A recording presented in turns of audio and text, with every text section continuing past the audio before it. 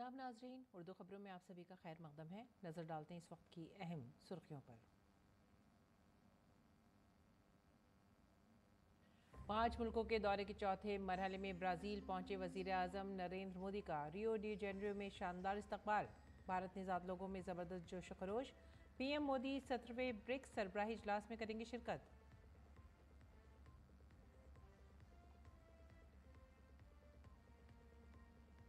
वज़ीर आज़म नरेंद्र मोदी ने अर्जेंटीना के सदर के साथ वफूद की सतह पर बातचीत की। तिजारत, खलाई, सेहत, फार्मा और दीगर शोबों में दोनों ममालिक के दरमियान ताउन बढ़ाने पर दिया जोर।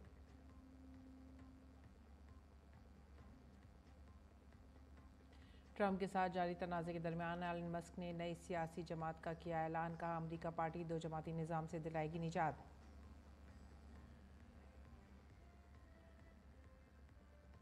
अमरीकी रियासत टेक्सास में सैलाब से 43 अफराद हलाक, मरने वालों में 15 बच्चे भी शामिल। कई लोग अब भी लापता। पीएम मोदी ने जानो माल के नुकसान पर किया इजहार अफसोस।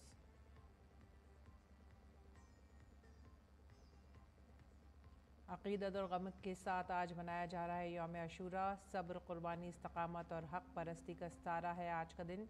वज़ीर आज़म नरेंद्र मोदी ने हज़रत हुसैन को पेश किया खिराज अक़ीदत।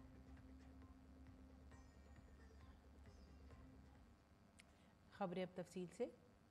वज़ीर आज़म नरेंद्र मोदी अपने 5 ममालिक के दौरे के चौथे मरहले में आज ब्राज़ील के रियो डी जेनेरियो पहुँचे। वज़ीर आज़म मोदी रियो डी जेनेरियो में 17वें ब्रिक्स चोटी कॉन्फ्रेंस में शिरकत करेंगे। सरबराही इजलास के अलावा कई ममालिक के रहनुमाओं से दो तरफ़ा बातचीत भी करेंगे। इसके बाद वो सरकारी दौरे पर ब्राज़ीलिया जाएंगे। ये सरकारी दौरा बहुत ही अहम है क्योंकि 57 साल बाद किसी भारतीय वज़ीर आज़म का ये पहला सरकारी दौरा है। ये वज़ीर आज़म मोदी का ब्राज़ील का चौथा दौरा है। इससे पहले वो 3 बार यहाँ आ चुके हैं, लेकिन ये पहला मौका है जब वो सरकारी दौरे पर यहाँ आए हैं।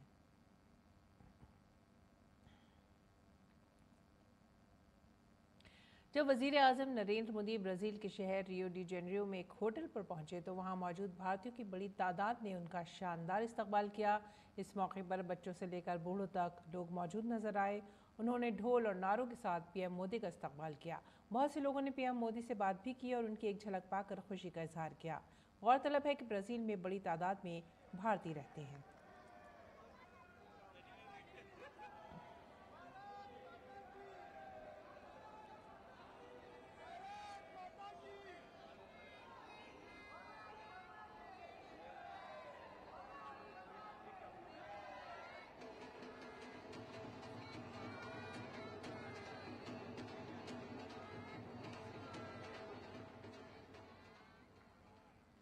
भारतीय फनकारों ने होटल के अहाते में ऑपरेशन सिंदूर पर मबनी एक शानदार परफॉर्मेंस भी पेश की, जिसको पीएम मोदी ने सराहा।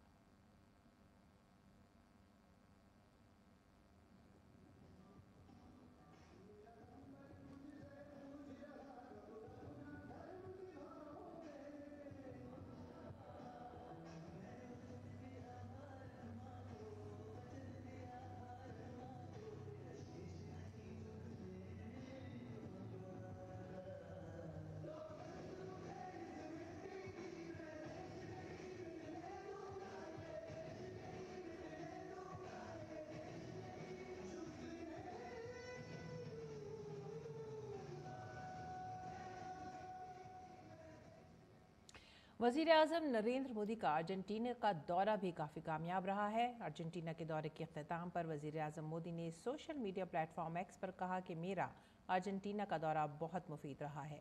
मुझे यकीन है कि हमारी बातचीत हमारी दो तरफ़ा दोस्ती को रफ्तार देगी और मौजूद मजबूत सलाहियत को पूरा करेगी। मैं सदर माइली, हुकूमत और अर्जेंटीना के अवाम का गर्मजोशी के लिए शुक्रिया अदा करता हूँ।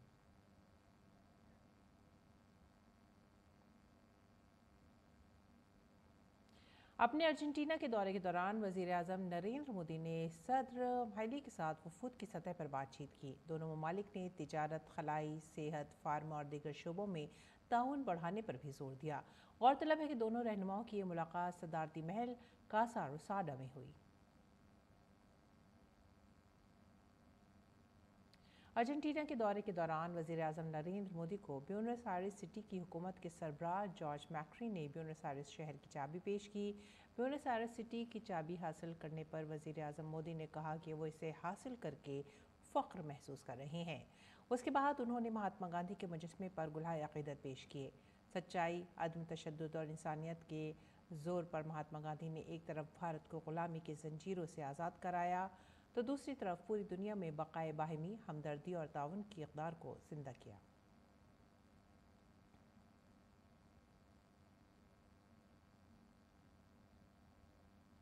वज़ीर आज़म ने शांति निकेतन के बानी गुरुदेव रवींद्रनाथ टैगोर के मुजस्मे को भी ख़राज अक़ीदत पेश किया। गुरुदेव का मुजस्मा अर्जेंटीना के दारुल हुकूमत ब्यूनस आयर्स में वाक़ है। गुरुदेव टैगोर ने 1924 में अर्जेंटीना का दौरा किया था और इस मुल्क के बहुत से लोग बिलख़ुसूस स्कॉलर्स और तलबा के जहनों पर अनमिट नक़ूश छोड़े। वज़ीर आज़म नरेंद्र मोदी ने एक्स पोस्ट में कहा कि भारत में हमें अपने मुल्क की तारीख़ और सक़ाफ़त में गुरुदेव टैगोर के ताउन पर बहुत फ़ख्र है। सीखने और तालीम पर उनका जोर बहुत मुतासरकुन है। ग्लोबल साउथ के दो अहम ममालिक भारत और ब्राज़ील हैं और दोनों ज़रई मुल्क हैं। दोनों तरफ की हुकूमतें ज़राअत के शोबे में भी ताउन बढ़ाने पर जोर दे रही हैं। इस पर हमारे नामानिगार अखिलेश सुमन ने भारत और ब्राज़ील के दो ज़रई कारोबारियों से बात की, जिन्होंने बताया कि किस तरह बाहिमी ताउन से दोनों मुल्कों के ज़रई शोबे से वाबस्ता किसानों और सिनतों को फ़ायदा पहुँचेगा। दुनिया के ग्लोबल साउथ में जिन दो देशों के पास कृषि में काफ़ी महारत है वो है भारत और ब्राज़ील। मनीष जी, आपकी एग्रीकल्चर प्रोसेसिंग में रुचि है, आप एग्रीकल्चर में बाहर भी इन्वेस्ट करना चाहते हैं या बाहर से पूंजी आकर्षित करना चाहते हैं। ये जो ब्राज़ील के जो हमारे जो टियागो बोल रहे हैं, इनसे क्या फ़ायदा हो सकता है भारत के किसानों को? देखिए, भारत के किसानों को बहुत फ़ायदा हो सकता है। जो मैं अभी इनकी टेक्नोलॉजी देख रहा हूँ, जो इन लोगों की बातें भी सुनी हैं, तो उससे लग रहा है कि ये लोग काफ़ी ऑर्गेनाइज्ड हैं और इनके जो टेक्नोलॉजी यूज़ कर रहे हैं फार्मिंग के लिए, वो हमारे देश के लिए बहुत फ़ायदेमंद हो सकती है। अगर हम लोग, जैसा कि हमारी गवर्नमेंट एफपीओज़ को प्रमोट कर रही है, एफपीओज़ के थ्रू हम जो छोटे फार्मर्स हैं उनको हम कंबाइन करके और उसके साथ में कोल्ड चेन का इस्तेमाल करते हुए अगर इनकी टेक्नोलॉजीज़ को यूज़ करेंगे तो हम फार्मर्स को एक अच्छा प्राइस भी दे पाएंगे और अच्छा प्रोडक्शन भी हम लोग वहाँ पे कर पाएंगे। तो भारत के एग्रीकल्चर के क्षेत्र में अगर भारत और ब्राज़ील में कोई सहयोग होता है तो उससे क्या करेंगे? यहाँ पूंजी लगाएंगे, यहाँ की पूंजी वहाँ से ले जाएंगे या यहाँ की टेक्नोलॉजी वहाँ ले जाएंगे? कैसे ये सहयोग होगा? दोनों चीज़ें हो सकती हैं क्योंकि यहाँ पर लैंड बैंक बहुत ज़्यादा है इनके पास, तो इनके पास जो है एग्रीकल्चर बेस बहुत स्ट्रॉन्ग है। तो हम यहाँ से भी प्रोडक्ट्स को भी उधर ले जा सकते हैं, वहाँ यहाँ की टेक्नोलॉजीज़ भी वहाँ ले जा सकते हैं और वहाँ पर भी कुछ ऐसे प्रोडक्ट्स हैं जो हम यहाँ पर भी ला सकते हैं। तो इसके ऊपर अभी हम लोग और थोड़ा मंथन करेंगे और उसके बाद कुछ अच्छी चीज़ें निकल के आने की उम्मीद है इन आने वाले 2 दिनों में। कल अपने पीएम साहब भी आ रहे हैं जो कि हमेशा हम लोग के लिए एनर्जी बूस्टर रहे हैं, तो definitely we are looking forward कि कुछ ना कुछ अच्छा हमें और सहयोग मिले। तो भारत और ब्राज़ील के बीच में जो संबंध है, उन संबंधों में एग्रीकल्चर एक खास उसका फैक्टर है और अगर एग्रीकल्चर के क्षेत्र में भारत और ब्राज़ील साथ में बढ़ें तो निश्चित तौर पे ग्लोबल साउथ के लिए एक बहुत बड़ा अचीवमेंट होगा, ताकि अमेरिका या वेस्टर्न कंट्रीज़ पर एग्रीकल्चर के मामले में, नई तकनीक के मामले में हमारी निर्भरता कम होगी। और ख़ास बात यह है कि ब्राज़ील में भी छोटे किसान हैं और भारत में भी छोटे किसान हैं, तो एक दूसरे की आवश्यकताओं को ये ज़्यादा अच्छे तरीके से समझ सकते हैं। कैमरा पर्सन पीयूष के साथ रियो द जेनेरियो से मैं अखिलेश सुमन, डीडी न्यूज़ के लिए। हर साल दुनिया भर से लाखों लोग रियो डी जेनेरियो में क्राइस्ट द रिडीमर के मुजस्मे को देखने आते हैं। इस मुजस्मे की ऊंचाई 30 मीटर है। इसे रियो डी जेनेरियो की पहचान समझा जाता है। हमारे नामानिगार अखिलेश सुमन ने इस मशहूर मुजस्मे का दौरा किया। आइए ब्राज़ील की सकाफती और रूहानी शनाख्त की एक झलक देखते हैं। दुनिया को आशीर्वाद देने की मुद्रा में खड़ी ईसा मसीह की ये प्रतिमा रियो द जेनेरियो के कोर्कोवाडो पहाड़ पर स्थित है। इसे माना जाता है ब्राज़ील की परंपरा में, ब्राज़ील के धार्मिक सहिष्णुता में और ब्राज़ील में शांति, दया और करुणा दिखाने में इस मूर्ति को एक प्रतीक माना जाता है। इस मूर्ति के माध्यम से दुनिया के लोगों को यह संदेश देने की कोशिश होती है कि अगर गंभीर से गंभीर संकट का भी सामना करना हो तो आदमी पहाड़ पर भी चढ़कर मूर्तियां मिरेकल कर सकता है। रियो द जेनेरियो में इस मूर्ति के अगल बगल आप देखेंगे तो तरह तरह के दृश्य हैं। इस दृश्य को देखकर आपको लगेगा कि ये दृश्य जो है समुद्र का है, ये दृश्य पहाड़ का है और ये दृश्य मानव के उस सारे प्रयास का है जो मानव जाति को, मानव प्रजाति को खूबसूरत बनाते हैं। तो इसी रियो द जेनेरियो में इस बार का ब्रिक्स सम्मेलन आयोजित किया गया है और इस ब्रिक्स सम्मेलन में दुनिया के कई ग्लोबल साउथ के देश शामिल होने वाले हैं और प्रधानमंत्री नरेंद्र मोदी भी यहाँ आए हैं। अखिलेश सुमन, रियो द जेनेरियो से कैमरा पर्सन जयशंकर के साथ डीडी न्यूज के लिए। और ब्राजील में Indian council of cultural relation ICCR के डायरेक्टर डॉक्टर ज्योति शुक्ला ने बताया कि किस तरह भारत की सॉफ्ट डिप्लोमेसी दोनों ममालिक की हुकूमतों के साथ साथ आवाम को करीब ला रही है और दोनों ममालिक की सिफारतकारी को भी मजबूत बना रही है। ज्योति किरण शुक्ला है हमारे साथ, ये ICCR की डायरेक्टर है ब्राज़ील में। डॉक्टर शुक्ला, ये भारत ब्राज़ील में कैसा है? भारत ब्राज़ील में देदीप्यमान है। भारत की संस्कृति के प्रति जिस प्रकार का रुचि है, जिस प्रकार का गहरा आत्मीयता है और जिस प्रकार की जिज्ञासा है, ऐसा बहुत कम जगह है। ब्राज़ीलियन भारत से प्रेम करते हैं, भारत के बारे में जानना चाहते हैं, भारत को देखना चाहते हैं, भारत के बारे में सीखना चाहते हैं। आप इन लोगों को कैसे सिखा रही हैं, कैसे बता रही हैं? देखिए, ऐसा है कि ICCR का सेंटर यानी कि स्वामी विवेकानंद कल्चर सेंटर जो साओ पाउलो में है, हम योगा की क्लासेस लेते हैं, हम हिंदी की क्लासेस लेते हैं, हम कुछ संस्कृत सिखाते हैं, हम ऑनलाइन क्लासेस लेते हैं, भारतीय परफॉर्मिंग आर्ट्स की हम ओडिसी सिखाते हैं और उसके अतिरिक्त हमारे 3 बहुत महत्वपूर्ण प्रोजेक्ट हैं। पहला कैंपस कनेक्ट यानी हम यूनिवर्सिटी स्टूडेंट्स से जोड़ते हैं सेंटर को। दूसरा हमारा है एक्सपीरियंस इंडिया डे, जिसमें हम यूनिवर्सिटी के जो विद्यार्थी हैं, जो यंग विद्यार्थी, यंग स्टूडेंट्स स्कूल और कॉलेज के, उसके साथ हम यूनिवर्सिटी के जितने भी प्रोफेसर्स हैं यानी एकेडमिक कनेक्ट की बात करते हैं, उन्हें हम भारत का परिचय देते हैं। एक पूरा दिन अपने यहाँ रखते हैं और अनुभव देते हैं कि भारत है क्या। तीसरा हमारा प्रोजेक्ट है इंडिया इन योर लाइब्रेरी, यानी जो यहाँ की लाइब्रेरीज़ हैं, यहाँ पढ़ने की आदत बहुत अच्छी है, लोग बहुत पढ़ते हैं, लेकिन अनफॉर्चुनेटली लाइब्रेरी में भारत के बारे में इतनी किताबें नहीं है।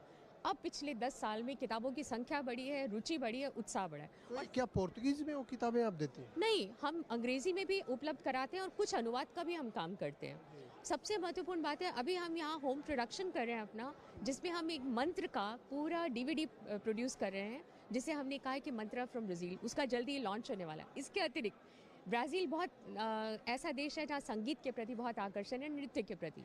तो हमने कार्निवल में पिछली बार ICCR की ओर से, भारत के कॉन्सुलेट की ओर से, हमने पूरा एक बॉलीवुड का सेक्शन हमने कार्निवल में रियो में प्रेजेंट किया और साओ पाउलो में प्रेजेंट किया, जिसमें करीबन 5 से 7 हज़ार लोग आए। भारत और ब्राज़ील राजनयिक तौर पे और व्यापारिक तौर पे और यहाँ तक कि जो राजनयिक पूरा जो ढांचा है पूरे दुनिया का, उस ढांचे में एक दूसरे को करीब आकर यूनाइटेड नेशन में रिफॉर्म की बात कर रहे हैं। उसमें कल्चर का, पीपल टू पीपल कनेक्ट का बहुत ही इम्पोर्टेंट, बहुत ही महत्वपूर्ण योगदान होता है और उसे करने की कोशिश ICCR कर रही है।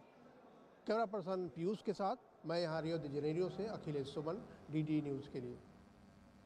आगे बढ़ेंगे अगली खबर की तरफ। उमूर दाखिला और इमदाद बाहिमी के मरकजी वजीर अमित शाह आज गुजरात के अहमदाबाद में इमदाद बाहिमी की वजारत के 4 साल मुकम्मल होने के मौके पर मुनक़दा एक प्रोग्राम में बतौर मेहमान ख़ुसूसी शिरकत करेंगे और ख़िताब करेंगे। इस प्रोग्राम का उन्वान इमदाद बाहिमी के ज़रिए खुशहाली है। कोऑपरेटिव किसानों को मुनासिब कीमत फराहम करने और ख़वातीन और छोटे कारोबारियों को बाइख्तियार बनाने में अहम किरदार अदा करती हैं। मुल्क में 8.42 लाख कोऑपरेटिव यूनिट्स हैं जो जामे तरक्की को फ़रोग़ दे रही हैं और पैदावार, प्रोसेसिंग, मार्केटिंग, हाउसिंग, ट्रांसपोर्टेशन और दीगर सरगर्मियों में मसरूफ़ है। नेस कोऑपरेटिव मुख्तलिफ शोबों जैसे ज़राअत, क्रेडिट और बैंकिंग, हाउसिंग और ख़वातीन की बहबूद में भी काम करती हैं। नाज़रीन, आज यौम आशूरा यानी इस्लामी साल के पहले महीने मुहर्रम उल हराम की 10वीं तारीख़ है। इस्लामी तारीख़ में कई जहतों से इस दिन की अहमियत है। आज का दिन सब्र, क़ुरबानी, इस्तक़ामत और हक़ परस्ती का अजीम इस्तिआरा है। इस दिन के फ़ज़ाइल और तालीमात भी उम्मत मुस्लिमा के लिए हमगीर हिदायत का ज़रिया है। आज ही के दिन पैगम्बर इस्लाम हज़रत मोहम्मद के नवासे हज़रत हुसैन की करबला में मज़लूमाना शहादत हुई थी। उन्होंने अपनी गर्दन कटा दी, लेकिन बातिल के सामने झुकना गवारा नहीं किया।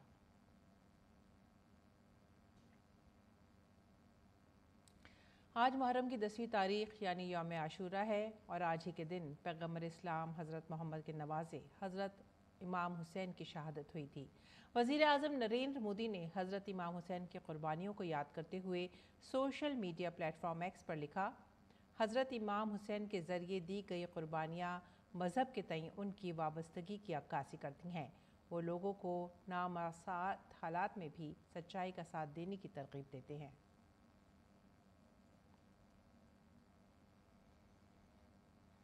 और एक अफसोसनाक हादसे में बिहार के दरभंगा में मुहर्रम के मौके पर चौकी मिलान के दौरान 11,000 वोल्ट के हाई टेंशन तार से ताज़िए के राब्ते में आ जाने से 50 अफराद झुलस गए और एक की मौत हो गई। ये वाक़या टाहडी ब्लॉक के ककोडा गांव में पेश आया। जब यह हादसा पेश आया तो 3 गांवों के लोग ताज़िया मिलान कर रहे थे। हादसे में जान की बाजी हारने वाले शख्स की शिनाख्त ककोडा साकिन मोहम्मद मिराज के तौर पर हुई है। जख्मियों का इलाज DMCH और करीबी ब्लॉकों के PHC में किया जा रहा है। कई अफराद की हालत तशवीशनाक बताई जा रही है।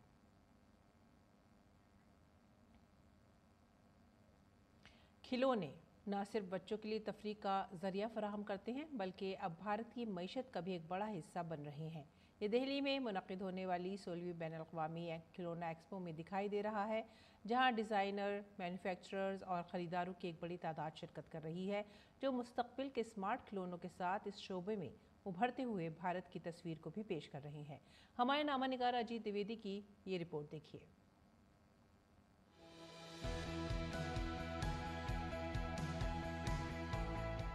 जहां तक नजर जाती है सिर्फ खिलौने ही खिलौने। जी हाँ, ये कोई आम मेला नहीं है बल्कि खिलौनों की एक बैनुल-अक़वामी दुनिया है जो भारत के दारुल हुकूमत नई दिल्ली के भारत मंडपम में बसाई गई है। मौका है 16वें बैनुल-अक़वामी खिलौना एक्सपो का, जहां पर AI से लैस खिलौनों के अलावा लकड़ी के रिवायती खिलौनों से लेकर स्मार्ट रोबोट्स तक मौजूद हैं। इन जैसे खिलौनों के साथ तफरीह के साथ साथ दिमाग की वर्जिश भी होती है। इस किस्म के खिलौने शायद आपने पहले कभी नहीं देखे होंगे।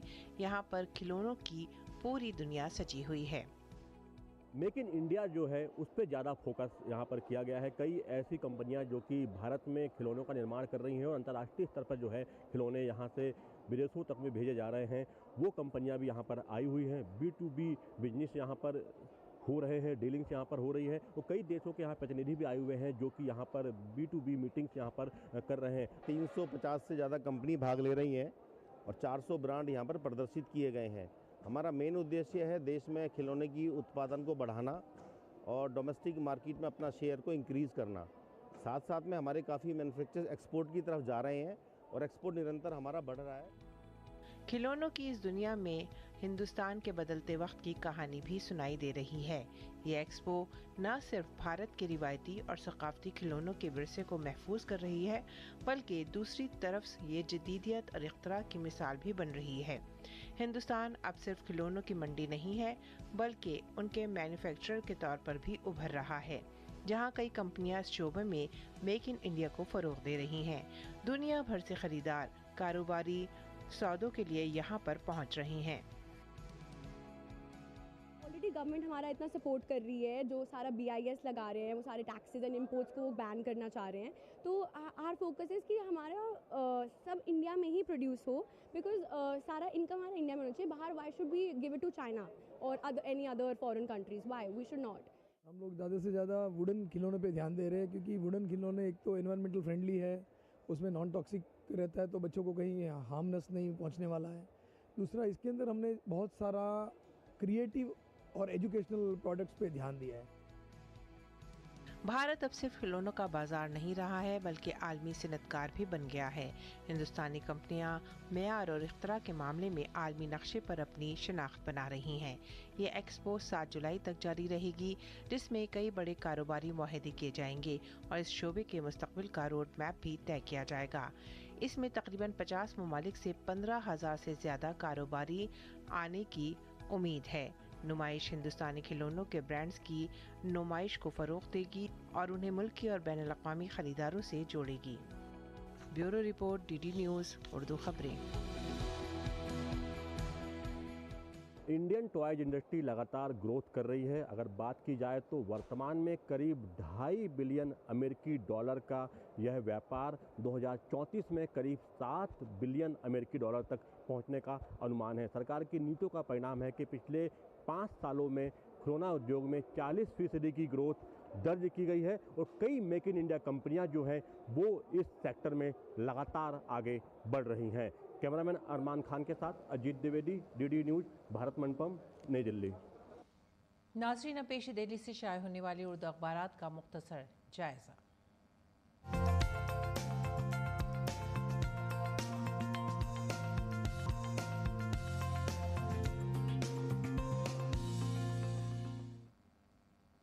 उर्दू अखबारात के जायजे में जो पहली खबर हमने ली है वो है रोज़नामा इनकलाब से, और ये खबर है वोटर लिस्ट की खुसूसी नज़रसानी मुहिम को सुप्रीम कोर्ट में challenge. Association for democratic reform ने इलेक्शन कमीशन के फरमान को कल अदम करार देने का मुतालबा किया। लाखों अफराद के वोटिंग के हक़ से महरूम होने का खदशा भी जाहिर किया गया। और इसके बाद की अगली खबर भी इनकलाब से, अगली सुर्खी का रुख करते हैं। मफरूर नीरव मोदी का भाई निहाल अमेरिका में गिरफ्तार।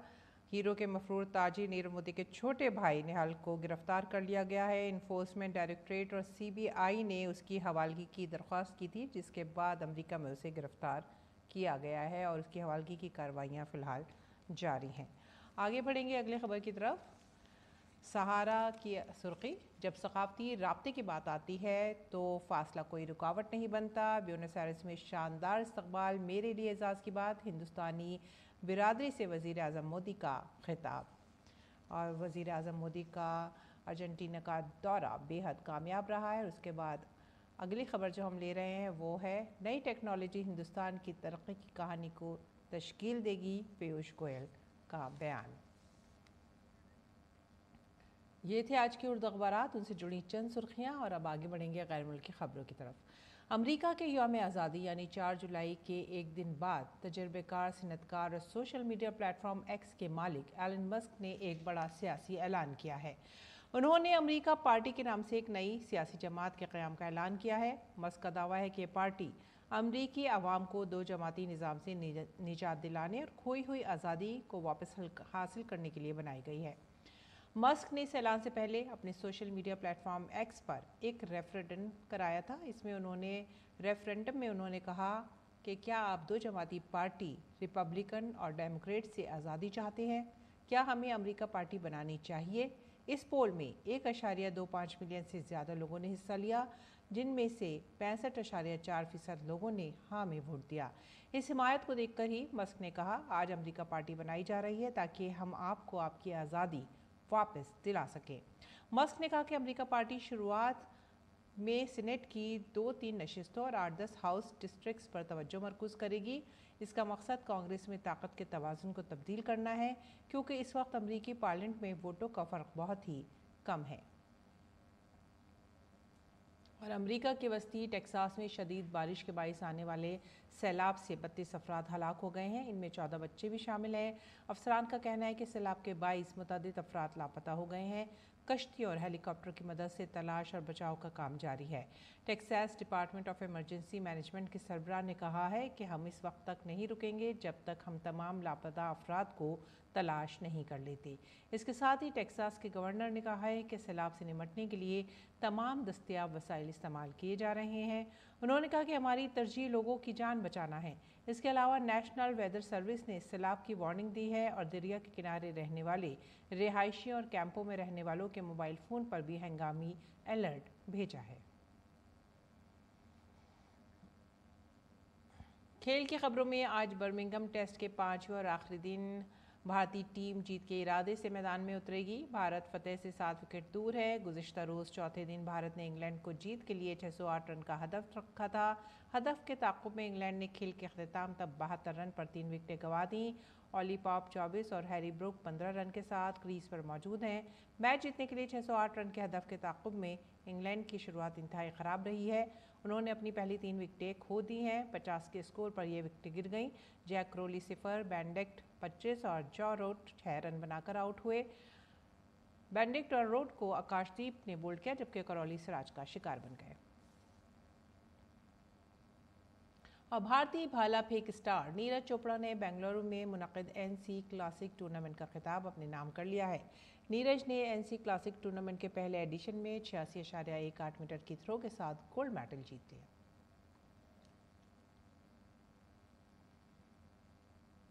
और आइए अब नजर डालते हैं मौसम के हाल पर।